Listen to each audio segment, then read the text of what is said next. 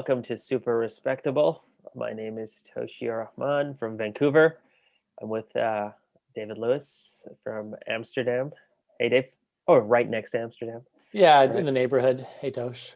How's uh, Um, how's it going? We were talking right before we started about how the Netherlands is like the new rebellious country. No one's listening to anything, going into lockdown, protesting.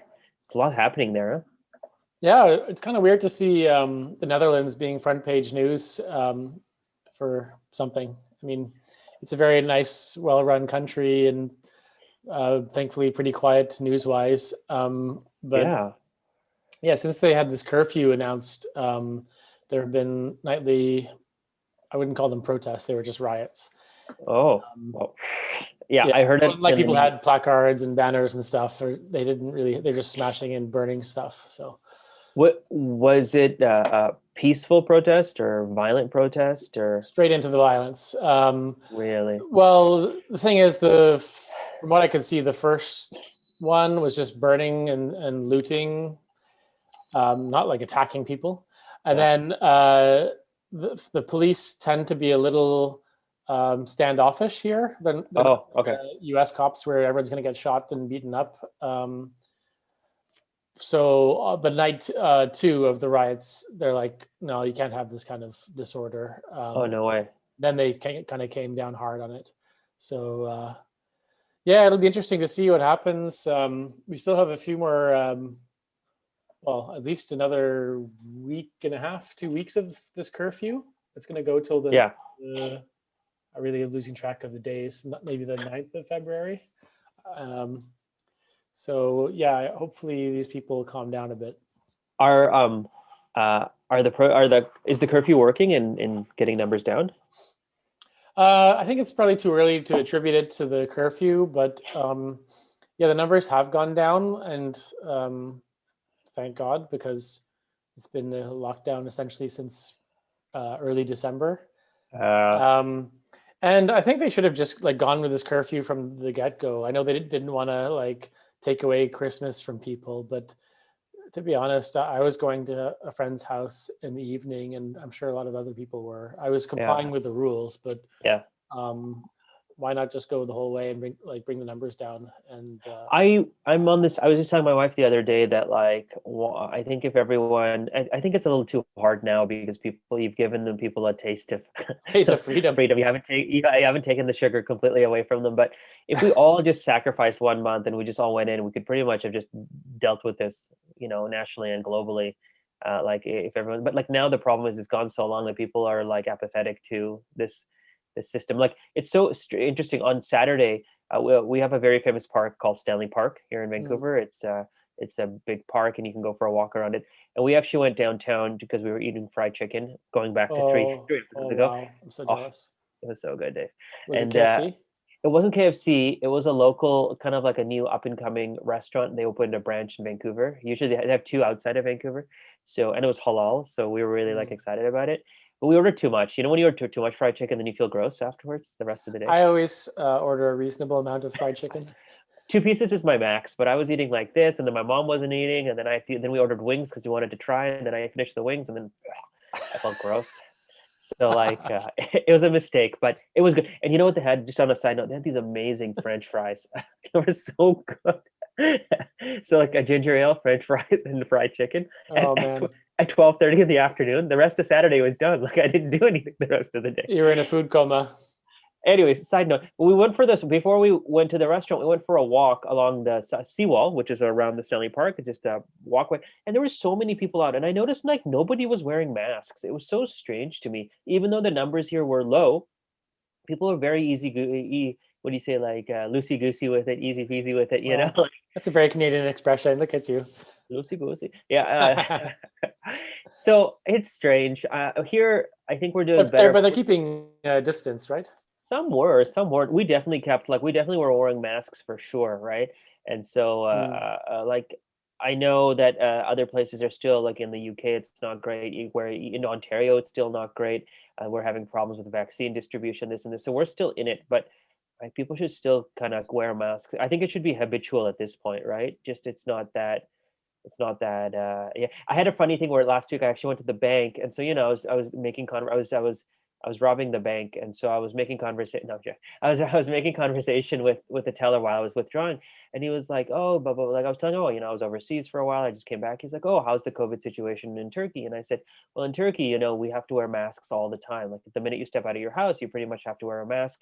And he's like, "Oh, that's strange. Like I wouldn't wear a mask if I'm in a park because I wouldn't want to scare other people." And so that was like his reply to it. And I didn't argue or anything, right?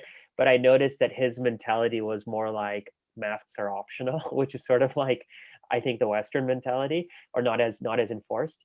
So like, yeah, I get it. But like I said, this has been going on for a year. Why don't we just try to solve this thing as soon as possible and get back to our lives, you know?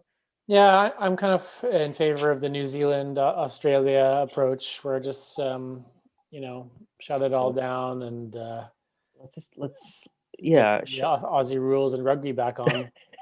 yeah, let's just do it, you know? Anyways, I hope things get better, but I hope you're okay and you're staying sane, and at least you're getting your McDonald's and your KFC from time to Oh time. man, yeah, I get these cravings now, and they're probably coming too often. Like addiction. Yeah, It's it's not good. becoming an addiction. Yeah, because the thing is, we like to go out for dinners, and it's just not the same. Like Yeah. there are some nice restaurants in The Hague that do these takeaway delivery options, but this for me, it's just like I'll take away McDonald's, but I can't take away like a Michelin star meal. It's just Yeah, it's waste. a And I think disgrace. as you get older as well, because we're both in our mid 30s, and I think I would, if I had to analyze like my social habits, most like I would say like 75 to 80% of my social habits is just going out to eat with my wife. Like what else is there to really do when Nothing you're old? else. Like, Yeah. yeah, eat, maybe see a movie pre-COVID, see some friends, but even with friends we're eating. Like I think food is a big part of it. So I'm with you too. Like I like going out, I like eating, but once in a while, man, I'd be so happy to go to McDonald's as opposed to a Michelin star restaurant. Two Big Macs, some fries, a Coke. Ugh, it's better than paying I'm like, also really missing shawarma and like oh, garlic potatoes of Ottawa. yeah, yeah, I'm really hungry. yeah. Oh, I'll say this and then I'll move on. I went to breakfast last week on a Monday morning at like a local diner. Had Wow, pancakes and so stuff, and Canadian. it's very Canadian, and it was so good. Like those pancakes with like blueberries and waffles, and then like an eggs Benedict thing. Oh, you're Uh, really binging these days, huh? yeah, it's kind of showing here. I gotta like work out more. So Well, it's dinner time here in The Hague, so I might go a bit squirrely. okay, ours it's not long today, but it's interesting. So I watched a movie this weekend, which I hadn't watched in like 10 years. I saw American Psycho with Christian Bale. Oh, that's nice. Have you seen it? Yeah, I have. So that, and then last year our big thing was, not last year, the year before, just when we moved to Turkey, we were watching what's it called? Bates Motel or something. It's based on Psycho, but it's like a TV series they modified based on the movie Psycho. It was filmed here in Vancouver, and of course Hmm. I've seen Psycho. So one thing I'm really interested in is psychopaths. I like just the mentality of Oh, psychopaths. that's good to I don't know. know. I don't know if you share that interest or not. Not really. No. Sociopaths, psychopaths, what they do, why they do it. So I thought it'd be fun if I took a test, or you took a test, and I'll administer it to see if you're a psychopath based on the psychopathy test. Yeah, So sure. I'll ask questions. So this is based on a famous test called the Hare. I'll link all this, called the Hare Psychopathy Checklist. It was actually developed by a psychologist who did different experiments on psychopaths. He's Canadian, and he actually used this test on male offenders and forensic inmates in Vancouver. It's a pretty well respected test. So it's been modified a little for the internet. Interestingly enough, famous Canadian criminals, Paul Bernardo, Carla Homolke, American psychopath Ted Bundy. They all took the test. So I'll tell you what they got versus what you got afterwards. Oh If you get man. higher than them, Dave, we have a little bit of a problem. Okay. But It's okay, I'll exciting. ask questions, and then you just answer. So all the answers. I don't know if you have a pen or paper, but all the answers will be one of the three below. But it's Is does it not multiple apply. choice? But yeah, it's multiple choice, but it's a standard reply, so it doesn't differ. So it does not apply, applies partially slash I don't know, or applies very well. Again, does not apply, Hmm. applies partially slash I don't know, or applies very well. Okay. Cool. And we can talk about each question if we need to verify. Some of them are pretty straightforward, but some of them are Some of them might need this. Okay, question. Hit me. Are you ready? Are you Yeah, ready, bring David? it. Bring it. Let's Oh, go. okay, number one. It's not it's not like a pass or fail. I studied hard for this all day. Okay. Okay. Question number one. You have a history of exhibiting cruelty to others. Does not apply. Applies partially. I don't know, or applies very well. What's the scale of the cruelty? I mean, how do you? That's true. I think it means more evident cruelty, like not like minor cruelty where you like steal someone's, you manipulate them to steal their chicken McNuggets or something. I think more cruelty. And remember, these are generalized questions, not specific individual like situational questions. It's more generally. So, do you think you have a history of exhibiting cruelty to others? Does not apply. Okay, good. Okay. Oh, whoops. Sorry. Oh, there we go. Okay, you have a history of juvenile delinquency and or crime. Have you ever?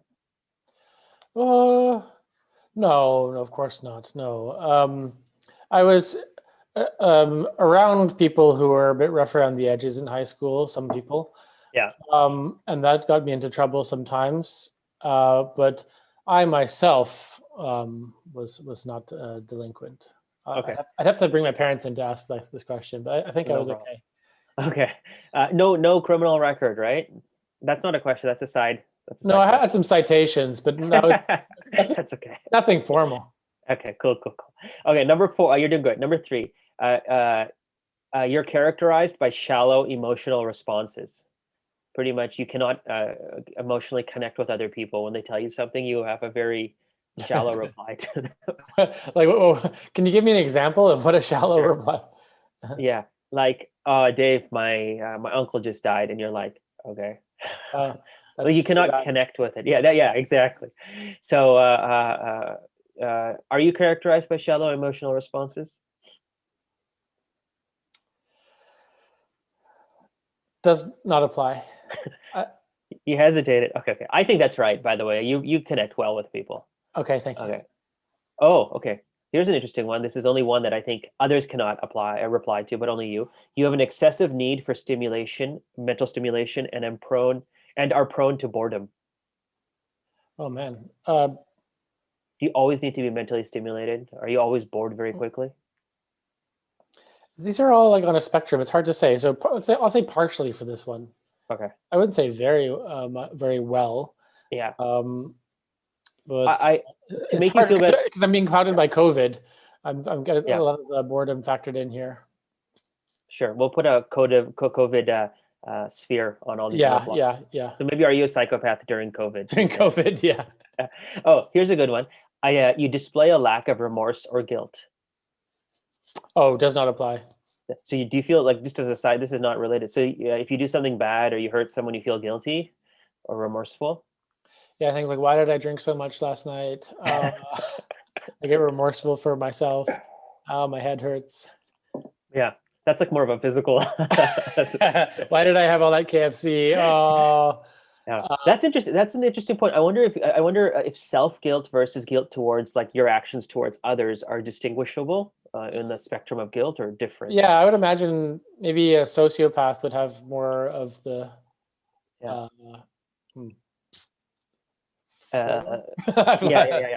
the former, or no guilt at all. Or no guilt at all. Yeah. It's guilt for me. I just on a sociological, psychological level, I find guilt to be a very fascinating issue, because there are people that I've noticed that don't feel guilt at all, or they do and they keep doing what they do, whereas other people are extremely guilty, and I wonder how that factors in. Yeah, that's a good point. I mean, I always wonder like how people get their moral compass. There's many factors behind it, but I think certainly.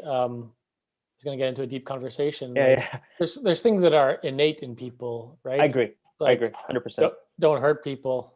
Do unto others. I know it's like a biblical thing, but it's pretty much the same across most religions. Have these kind of Agreed. And so, like, I think even when you come to ethics and morality and like law, which is based somewhat on ethics and morality and different sources, like the idea is that these will apply to the majority of people, right? So, like, if you took 99.9% of people, you'd believe in like, do not hurt others or don't whatever, but that 0.01% might not feel it, and thus the psychopaths and the sociopaths, right? They Mm. might. I wonder if people understand it too. If you justified it, they'd be like, no, I get it, but I'm still breaking the rules. Or it's like, no, it doesn't make sense to me. Why should I feel guilty about killing someone? Like what I mean? So Yeah, I mean, we can go through this test. I've got I can talk a bit about my very newfound joy during lockdown of watching prison documentaries. Um, sure, I like them too. yeah, anything to make me feel better. Okay, so I'll put you. You display a lack of remorse or guilt. No, I'm joking. Do not does not apply. Okay. Okay. You've had a number of serious romantic relationships that have fallen apart after a short time. Depends how short. No, I don't think that's true. Okay, I'll put does not apply. Hmm. Does not apply. You seem like a good romantic partner who keeps in it in the long run. You're not okay. Oh, here's a very straightforward one. You have often tricked, conned, and or manipulated people. Partially. Partially. Oh, Dave. Ooh, controversial now. Oh, without going. So here's a side question. Do you feel like there's a level of trickery or manipulation that made you say partially, or is it no? Like I feel okay with it, or is it because of business or society or culture? No, I mean, I'm kind of tongue in cheek with that answer, so probably go say does not apply. Most Oh, of the time, I am that way. It's just to be cheeky and to be like funny and do like silly little pranks. oh, okay. Um, Interesting. The next question is: you're a pathological liar. Well, based on your last answer, no. Do you think you're a pathological liar? And to define it, it just means that I don't mean little fibs here and there. I mean like this. I think that I think most people would agree pathological liar is like your it's just default like status is that you lie. just Yeah, lie. No, yeah. no. I You're think not. I've come across pathological liars, and it's quite something. Like they live It in a is. totally different reality, and I just think that they have there's something going on in their life where it's like they're compensating somehow. So And yeah. Oh, totally. I remember. I think in business you meet a lot of pathological liars, Mm. people as well. And I remember in school, when you're, I don't think it really applies, but when you're a kid, you always have that friend or that kid in class who's just lying about everything, like all the time. Like, oh, what did you do this weekend? Like, oh, my dad took me on a trip to blah blah blah blah blah blah. Yeah, Blah. yeah, yeah. And but like I was gonna say that like with lying, I don't know if you've noticed this or not, but I have this. I don't know what the psychological term is, but if you do something that's out of your element the first time, you feel really guilty and bad about it, and the second time you do it, you still feel guilty and bad. But by the third time, you get used to it. And I find lying to be one of those things that like if you lie a little bit, you don't really like, and you gain from that lie, you benefit from that lie. You Yeah. feel guilty, but then you can get to a point where you're totally comfortable with it. I don't know if you've ever noticed that or not. There have been times where I've gotten to that point. I'm like, well, I need to step Yeah. back a little bit, and it's mostly been for professional reasons, not really in my personal life, but it's not a healthy habit at all. Yeah, you don't have to give any specific examples on this public forum. Um, yeah, I guess that's part of the sunk cost fallacy, where you're in and you've committed to this thing, so you just keep going, and Yeah, it's a bit too deep, and you and then you'll can't start justifying it, just try right? to You'll be like, justify it. Yeah, yeah. and you're just digging that grave. It's interesting. It's very interesting. Okay, number 10. You have an easy or unconstrained social style, meaning pretty much like an easy or unconstrained social style is like you can easily get along with people and society, like a very easy freezy, easy Very peasy. well. Okay. I don't know if I'm meeting that definition, but I'm easygoing, and I think I like people. I like most people, and I oftentimes will try and be a bit of a chameleon and match the yeah, circumstances I, that I'm in, just to try and I agree. go along with the vibe. I agree. I agree. So I'll put applies very well. But Yeah. I've never met a psychopath that I actively knew was a psychopath. But in some of the movies, some psychopaths are weird. They're not social, and other ones are extremely social. They can like be like you, like a chameleon. So I don't know what the right answer is in this situation. But Isn't it Ted? Isn't Ted Bundy like the example? Like he was very yeah, charismatic, yeah, with all this, um, he was a good very looking guy. charming, He was good very looking. charming. Yeah, And yeah. then, but like Norman Bates is a weirdo in Psycho. So yeah, I don't know what the right answer for that is. I guess A lot What of was the name of the American Psycho oh crap, I character? just watched it too. Yeah. We'll have to Google it. Hold on. Christian Bale. American Psycho. Christian, yeah, that was the actor, but his uh, but his character's name was what was it? Here we go. Patrick Bateman. Ah, Patrick Bateman. I think in business, by the way, the line between psychopath and sociopath is very, very thin. And you have a lot of people who are very social or very charismatic in business, but they're what's happening up here is is maybe hidden, you for know? sure. So there you go. Okay, question number 10. Oh, I'm not You, done. Okay. oh, sorry, there's 10 more. There's 20 questions. Is it okay? Okay. Yeah. Okay, we'll go quicker. Okay, you have broken many different types of laws, i.e., law breaking has not been restricted to any single domain, such as sexual, financial, or similar. Have you broken the law? I was jaywalking. Yeah, that's Um, psychopath. no, no. Okay, does not apply, I think. We're talking okay. You have a habit of blaming others for your own problems and generally do not accept a responsibility for your own actions. Oh, it's a very telling question, depending on your reply. I would say partially. Oh, okay.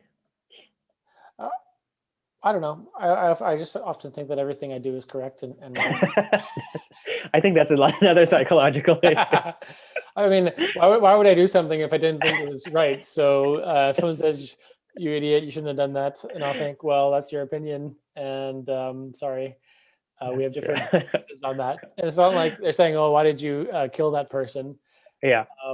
It's something kind of whatever. So Is it like superiority complex that you're like I'm right and I'm better, or is it just like no, I did my research, I know what I'm doing. I'm right. yeah, Is it a little a bit little of bit A, a little bit B? arrogance, Arrogant. not wanting to admit wrong and Yeah, that's be true. put into an inferior position. But most of the time, Wh- just knowing that what I'm doing is right for me at any given point in time. That's great. Thanks.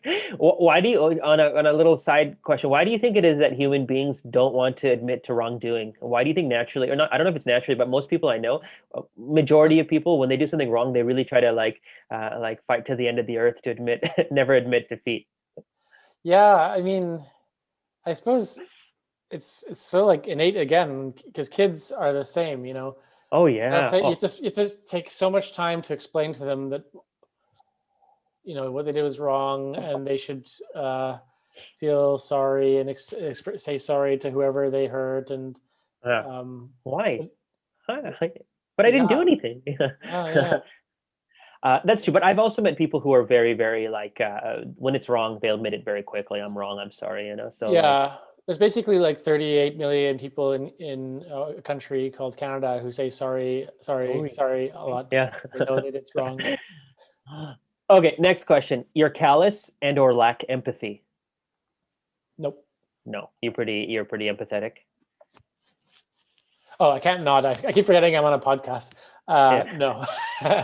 Okay, it's a little invasive, but it's for the test. You have a history of promiscuous sexual behavior. Promiscuous. No, I don't think so. I'm a good boy. Enough said. Okay.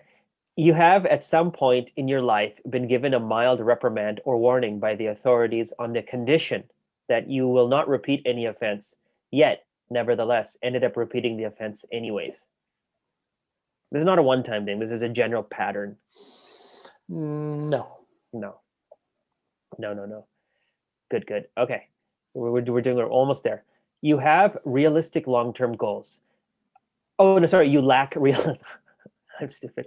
Okay, you lack realistic long-term goals. For example, you're either drifting through life or chasing grandiose schemes that fail to pan out. Really, no ambition in life, and you're just kind of floating along. And Yeah, I mean, I've done a bit of floating this year or last year in pandemic, so it's a kind of a pandemic conditioned thing. minus the pandemic. What about the year before or the year before? Do you feel that you're just kind of life's just kind of going by, or you're just like, no, I'm getting it. I'll say partially to this one. Okay. I have my toe in both worlds. Cool, cool. Okay, I agree. I think it's hard because of what's happened last year. Your mentality is sort of like doesn't remember pre-COVID times. It just remembers what's been happening, right? So I think many people are in the same boat. Okay, you generally evade responsibility and do not answer to anyone in your life. Anti-authority. Yeah, I've got one of those. I have a bit of that streak. But I wouldn't say very well. That's a Yeah, bit extreme. I would say partially, but a strong partially. strong partially. Okay, Yeah. I'll put partially. Okay, you have poor behavioral controls and find it hard to keep your impulses in check.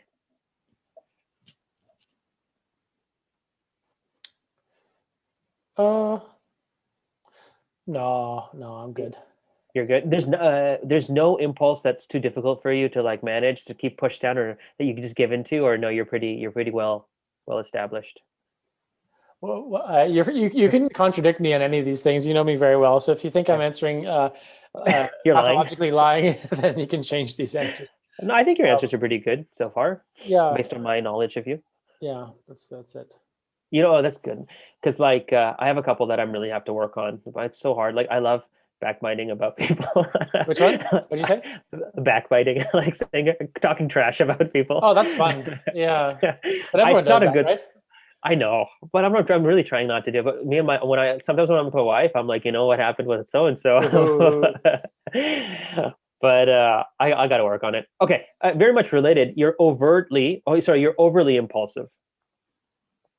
No, Impulsive buyer. No, is there no, any? I'm is there any almost the opposite. You're cautious. I'm overly cautious. Oh, do you think does being overly cautious help you in life? Has it been an advantage or a detriment? I've seen the advantages, and I've also seen great disadvantages. You know, small weird example, but like buying property. I could have bought a property in a couple of places where I lived before. But I was like, no, I don't know how long I'll be there, and I don't understand this, and I don't know, I should do this. But whereas someone who is a bit more like risk taking and you know, live in the moment, what's going to happen, no future planning, Yeah. they'd probably like buy the most expensive thing they could get. And I'm But do like, you think? no. But like, do you think that was because of your place in life and your financial situation and your blah blah blah, like your personal circumstances, or just because of who you are as a person? If you were 21 years old, would it have been a different decision? Oh, in 21, I would have been even less likely to do it. Oh, really? Yeah, Interesting. for You're sure. more cautious then. If it was the same circumstances, no, yeah, it's true. I definitely would have been much more cautious then. I've become less cautious, which is kind of saying something about how cautious I was before. But as a follow up, just before I go to the next one, but your example is based on a financial purchase related to money, right? So I can definitely Mm. understand being cautious, but can you think of an example non-financially where you were cautious and not impulsive? Or do you think that general behavior applies to non-financial situations for you? Uh, Trying to think of non-financial situations. Um, I don't know. That's a hard one to Because answer. the reason I ask that is because I think if you ask 9 out of 10 people about anything, purchasing any large items, most people are probably pretty cautious, unless you're like a Oh trillionaire no, or whatever, right? I know someone that I live with Yeah. is extremely uncautious in that regard. Oh, So really? Interesting. yes. Interesting. All right. Question number 20. Uh, you have grandiose sense of self-worth, meaning you think you're the best. You're the chosen one, you know? Yeah, I think so. Yeah. No, Then, really? No, you well, don't. grandiose. Partially. Oh, wow. I did not know that about you, Dave. You didn't. It doesn't show, does it? One second. What The test happened? is doing something weird. I have to take the test again. No. You press submit and it just never had those answers before. Hold on. It's just doing something weird with it because an ad came up. Oh no. There you go. I put partially. Is that Yeah, for you sure. agree? Okay. And your last question. This is, I guess it ends on a high note. Okay, you live like a parasite on others. For example, by borrowing money you'll never pay back, cynically exploiting others for favors, etc. Nope. No. Yeah, I don't think you're harsh. All right, let's see your results. What's happening to this website? Okay, when I put it in, it's just loading. 1 second. What kind of website is this? Yeah, that's true. Okay, here are your results. You are not a psychopath. Oh, that's good. You're 18% towards being a psychopath. I'll send you the results after. What did you get? I got 3%. So I'm a little less Three. psychopathic than you. Yeah. You got three. But yeah, 3%. Well, what it is like it's kind of hard to explain on. Were you pathologically lying through your answers? Yeah, exactly. It says you're 8.5% more psychopathic than the average person, but Whoa. you don't qualify as a psychopath on the psychopathy checklist. That's a bit scary. Yeah, I mean, I'll send you the thing. We can even post it. The psychopath threshold is pretty high. You're when it comes to your interpersonal style, you're 25% psychopath. When it comes to your lifestyle, you're 25% psychopath. Your antisocial features are about 6%, which brings your total psychopathy to 18%. Okay, So, that's fine. So I think generally speaking, you're pretty good. So congratulations on Thank that. you. But it's interesting because it doesn't like you cannot. There's a lot of psychopaths who can pass the test without qualifying high. For example, like I said at the beginning, Paul Bernardo, who was a serial killer, he scored 35 out of 40 on the test. There's a number, but on your test, I don't get the number. But Carla Homolka only scored 5 out of 40. So she pretty much passed the test with flying colors, but she was still a psychopath. This is kind of a weird test though, because like they're giving a test to psychopaths and they like you already know the test you're doing. It affects your answers. They're manipulators almost by definition.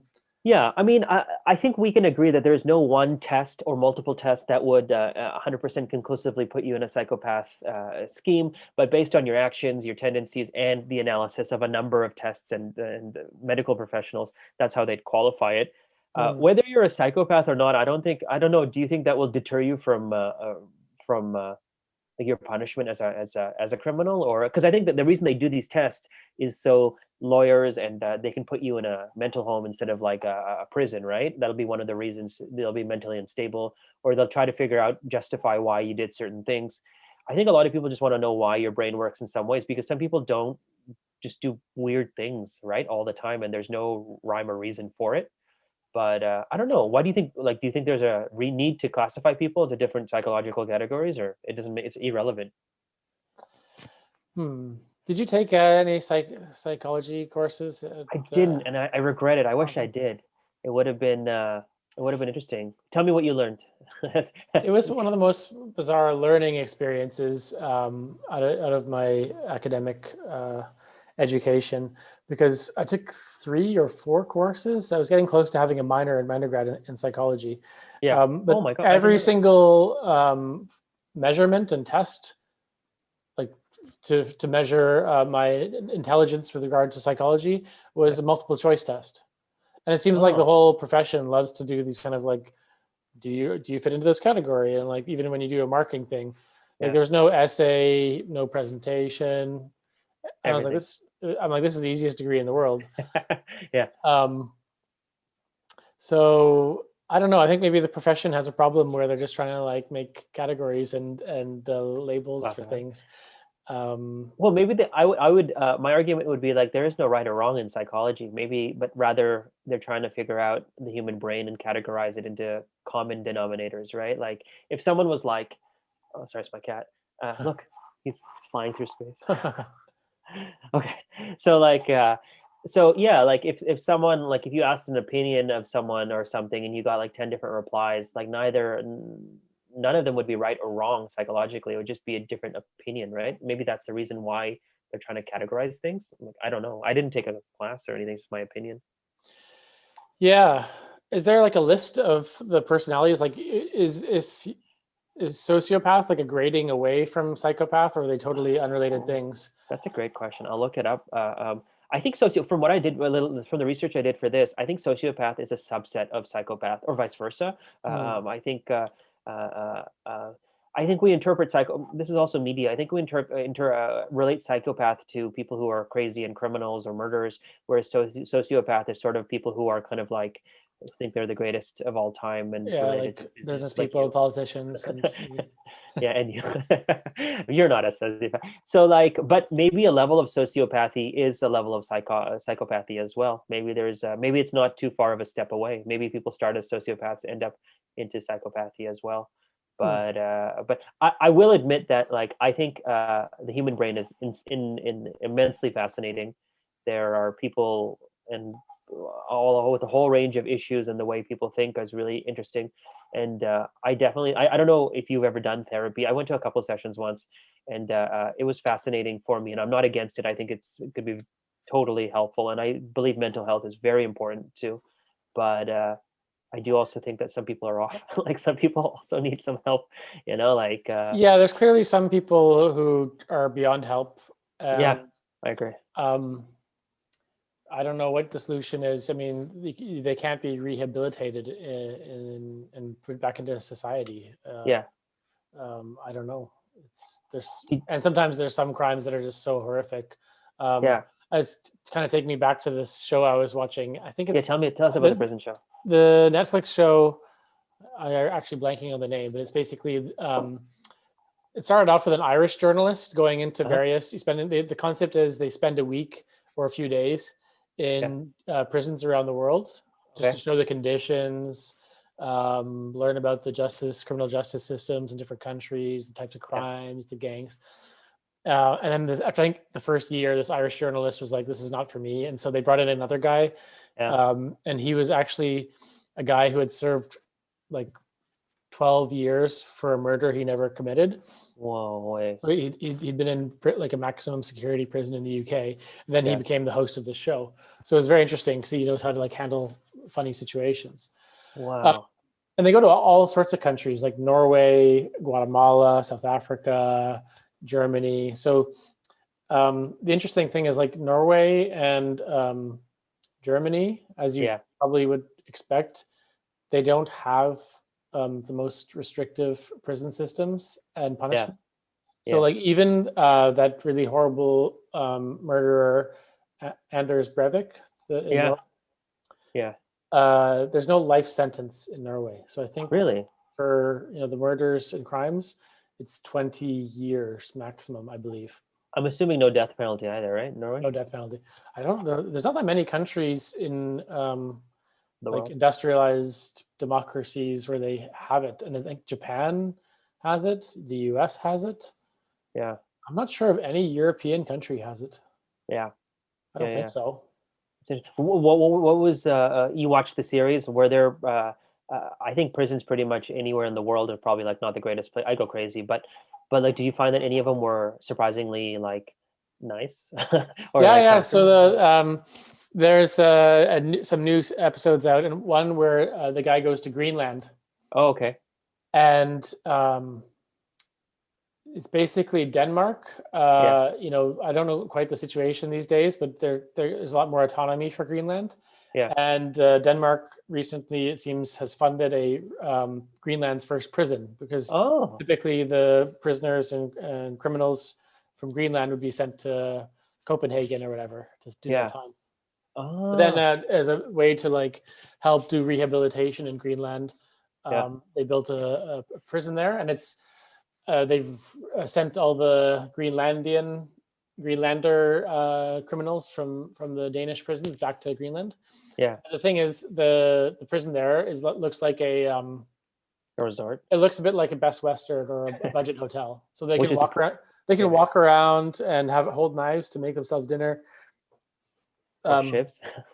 like Like they can go outside and go fishing and do certain things. So it's basically fishing. like the whole because Greenland is so small, like population wise, that they Then feel like they have to do that. yeah, Um, because they're going to be coming face to face with everybody. So they're like, we can't just have this person, come back out after 15 years and be like raw and ready to angry and commit a crime again because yeah. We that need just to won't work. rehabilitate them. Yeah. Um, so that was interesting. But the ones that are really shocking are obviously some of like just the conditions that you see, like Central America, Oh, the Philippines. It's just like it's astonishing, just the sheer amount of people there that are in yeah. in prisons, Yeah. which kind of points to some kind of greater flaw that's going on. Yeah. And one thing I saw was in this episode in Lesotho. Okay. So it's like that little In exclave. South Africa. Is it exclave? It's like the little country within a country in South Africa, and there were like the sexual crimes. So like most of the prisoners there were like rapists and there for sexual assaults. And the guy was asking the people, and he says, like, what you did was wrong. And some of them like had to be taught when they reach prison that like rape is not okay. And I'm like, how is that? How is that? Like, how's that accepted? Yeah. That's weird. That's totally weird. I wish I'd studied more psychology, criminology, like this kind of stuff, because I find it fascinating. But I mean, I don't really have a personal connection to any of it. But interesting. Like, I don't even know how the Canadian prison system works that either. So like, yeah, it's kind of weird. There's no Canadian episode. They should do one. they should. I think possibly it falls somewhere, as with most things in Canada, it falls somewhere between European and American. Yeah. So it's not like pure Norwegian, Danish, Scandinavian style where we're gonna give you some crayons and you can express your feelings and do all these other things. Which, by the way, I think is actually like the right approach. I don't think like throwing a bunch of people there and throwing away the key and in darkness is good for any person. Yeah. I remember like my only experience in all this was that in my old job, I did a lot of stuff on like Guantanamo Bay and child rights and this and that. And so I learned, and then during my master's, I learned a lot about kind of like the rehabilitation and reintegration approach, especially for children, as opposed to like for children who had committed like international acts or were involved in international acts. And I totally agree with you. I think instead of punishment, instead retribution, the idea of trying to rehabilitate people is much more of a progressive approach. But like I said, I just like it's a really controversial issue, and I'm sure there are experts on it. But like even if we speak from a financial point of view, it costs so much to keep a prisoner in jail for X number of years, which is taxpayer money. There should be an idea of trying to rehabilitate people as well. But at the same time, like I think that should be the main point. But at the same time, of course, it needs to be developed a little bit more, and people need to be accepting of it as well. Yeah. I think there's a stigma around it that really needs to be corrected as well, right? So like in this show, what you learn is like a lot of the people in the prison population, they've clearly done something wrong. They're doing their time, and that's right. They should be punished. Yeah. But a lot of them feel guilty, and you can see that they're guilty for what they've done, and those are people who should be rehabilitated. But then there's also in almost every episode, the guy is like, take me to the maximum security, like crazy wing, and he meets these people, and they are psychopaths. They meet the definition. They would pass that test with flying colors. What do you think? What do you think should happen to them? Do you think they should stay in jail, or they should just stay in jail? They're a danger to society. I wouldn't like do sensory deprivation and like, because some of these places in Russia and other countries where they're just in solitary confinement. Yeah. I don't know. That's like almost more cruel than the death penalty. You're just kind of like keeping someone alive for what? Just amusement. Yeah. So I don't know. If they're behind bars, I think that's bad enough. And keep them away from the regular prisoners. Yeah. I don't know. It's all a very there's a lot of controversy around it, and for me, like without going into like, we don't have to share political opinions and like but like even for me, like one thing Too late. one thing I find really frustrating is that like, these people who are wrongfully convicted, imagine being put in prison for like 10, 15, 20, 30, whatever years, and then finding out that, I was telling the truth the whole time, right? I don't know what that does to your psyche, your mental capacity. It just makes me a very vengeful person, like being put in jail for something I didn't do. And you hear about it all the time. And so have you seen the movie, The Hurricane? Yeah. Carter? Yeah. So like he was in jail, and then the true story, right? And I don't know what that would do to me as a person. So we can do an entire episode on. You'd read a lot of books, I guess. I mean, you try and behave and not get messed up around of the prison culture. I mean, I told my wife this the other a couple months ago. I said the only positive of being in prison is that like I could get a couple more degrees and like do some reading and Yeah. stuff like that. Nelson Mandela, he got his law degree when he was in Robben Island in South Africa, and then like 27 years or 26 years, et cetera, et cetera. He's another issue though, because like we did, I looked into his life. There were some things that were not as publicly brought up in his imagery, but whatever. But the idea of I understand the solitude, but solitary, for example, is like it seems crazy to me. Like you don't have any books, you don't have to do anything. You're in a small cell. Like what do? Your brain will start playing tricks on you. All I can think is doing squats and push-ups until you're tired, right?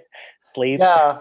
You lose track of time and space, and that's not good for anybody. So Yeah, yeah. Have you seen? I'll just end on this point. What's your favorite? Do you have a favorite prison movie? favorite prison? I Yeah, really like the Norwegian prisons. No, prison movie. yeah, movie, Uh, movie or television show or escape from anything. hmm. Oh, really good one. The very old original Papillon. Oh, Papillon, Have that's a you seen good one that? with Steve McQueen, right? Yeah, that's pretty Yeah, cool. that's cool. I like Shawshank Redemption. I think that's a good journey. At the end, you're like, how did he do it? I like lamb shanks. There you go. But have you ever? I know I was going to end on this, but I'll end on this. Is it? I've been to San Francisco 2 or 3 times, and every time Hmm. I've gone, I've always wanted to go to Alcatraz. I have this fascination, and you can go, but the tickets are always sold out. You have to go like early in the morning, and so I look at the island and I never go. But you can actually go visit these prisons, and I'm just wondering, have you visited a prison, or do you have any interest in visiting prisons, or anything there, or you're just I'm good between me and my television. Yeah, I'm good. I mean, I've seen enough from my screen that I don't need to go there in person to see it, you know. Yeah, we can maybe if you and we ever do a trip to San Francisco, maybe we can do a live episode from Alcatraz. That'd be cool. Absolutely. We got to make a list of all the post corona super Yeah, respectable on location episodes. there you go. I think I've said it like 4 times now, so I'll re-listen. I'll take notes. Well, for Anyways, the non-YouTube listeners, Toshio finds himself now in I don't know where. There's Aurora Borealis going on in the background. this is uh this is Yeah. Las Vegas, Nevada, USA. The casino. Right, of course there. I wonder what's happening in Vegas during COVID. I haven't really heard about it. I wonder if casinos are operating or they're closed or what's happening. That's a good. I'll look into that too. Yeah. Shows are probably shut down, right? I'd Yeah, imagine. Celine Dion is struggling. Yeah, she's she's struggling. Anyways, David, I have kept you from your dinner and after a long day of studying. Thank you for your time. You're officially Thank you for assessing me. I'm a bit yeah. disturbed about my score, but No, I no. don't feel too guilty about it. I think you're good. I think you're just a couple points ahead of me in terms of psychopathy, so that's okay. Okay. But maybe I was lying during my test, or maybe you're lying. Maybe. Yeah. Whoa. But I'll put the test online so other people can take it as well, and I'll send you your test. So yes, you can, listeners, please tell us who amongst our super respectable listeners are psychopaths. yeah, I should let you know that, like, for example, when I took the test, there's a video underneath, and like the first image that comes up of a psychopath or sociopath is the character Kevin Spacey plays in House of Cards. What's his name? Frank Underwood. Oh yeah. So I think that's the model of psychopathy, sociopathy, Sociopathy. Yeah. So I think you're good as long as you're not like that. Okay. Cool. Anyways, David. Thank you, Toshio. So good night.